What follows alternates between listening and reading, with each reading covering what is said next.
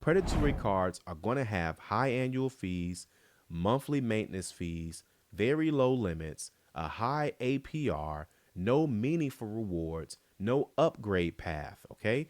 They're going to target people that are rebuilding credit. It's going to feel good to get approved, but you got to think long term.